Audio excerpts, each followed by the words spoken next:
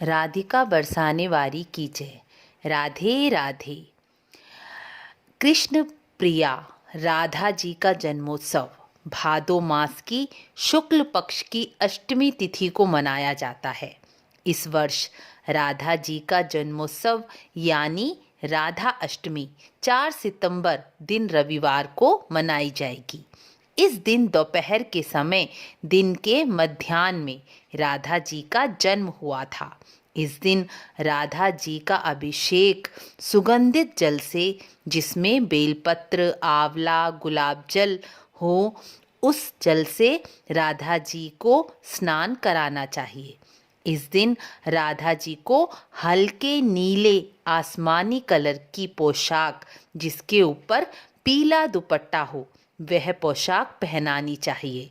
राधा जी को नीला रंग बहुत प्रिय है और कृष्ण जी को पीला रंग बहुत प्रिय है, इसलिए राधा जी हमेशा पीला दुपट्टा, जिसे पाटंबर कहा जाता है, उसे ओढ़ी रहती हैं, क्योंकि वह कृष्ण जी के बगैर एक क्षण भी नहीं रह सकती।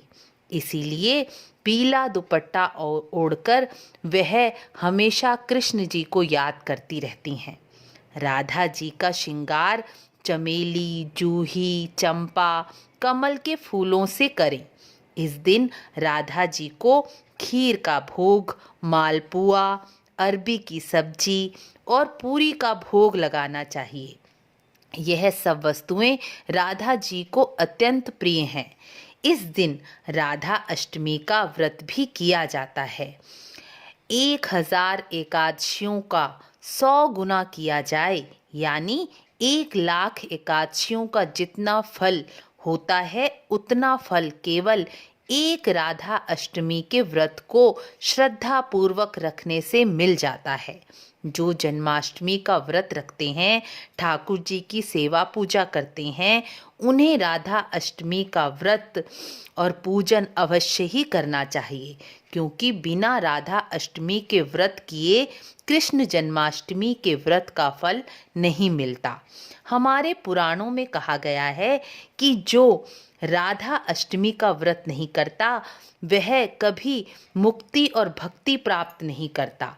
इस संबंध में ब्रह्मा जी नारद जी को एक कथा सुनाते हैं।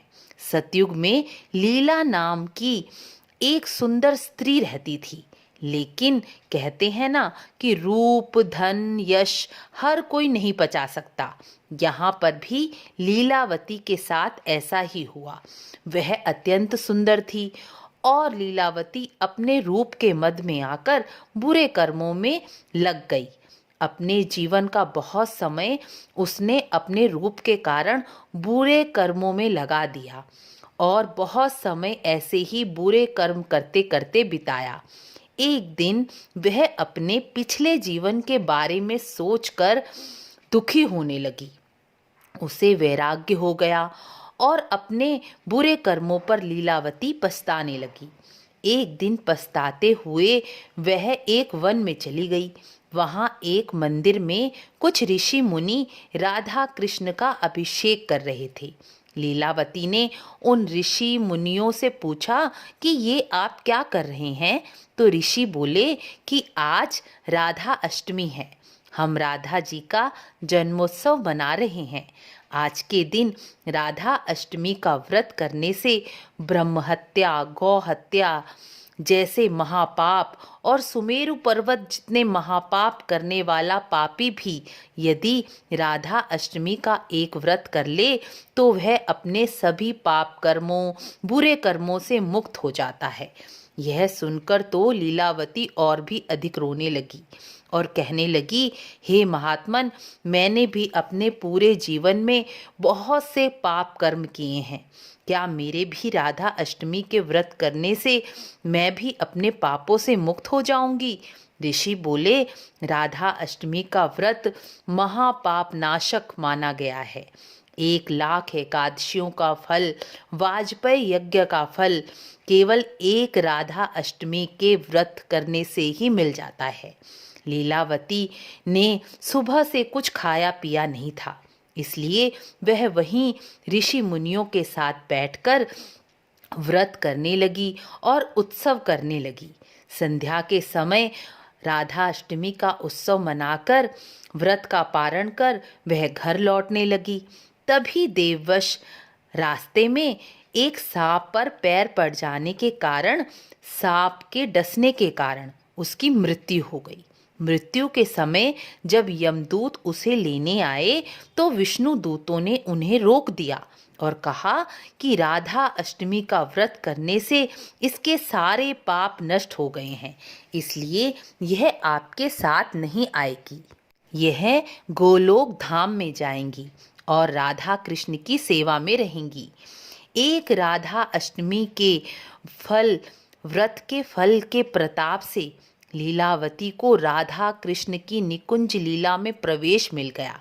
यदि हम भी राधा अष्टमी का व्रत पूरी श्रद्धा और विश्वास से करेंगे तो हमें क्या नहीं मिल सकता।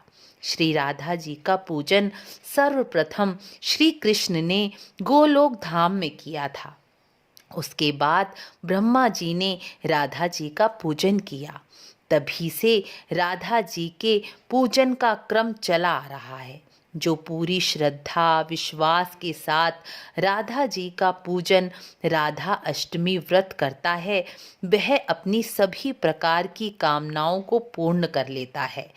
और जो निष्काम होकर करता है, वह राधा कृष्ण की निकुंज लीलाओं में प्रवेश कर लेता है और साथ ही श्री कृष्ण की प्रसन्नता भी प्राप्त कर लेता है। क्योंकि राधा जी का नाम, राधा जी का पूजन और राधा जी के व्रत से श्री कृष्ण की प्रसन्नता, उनकी पराभक्ति स्वयं ही प्राप्त हो जाती है।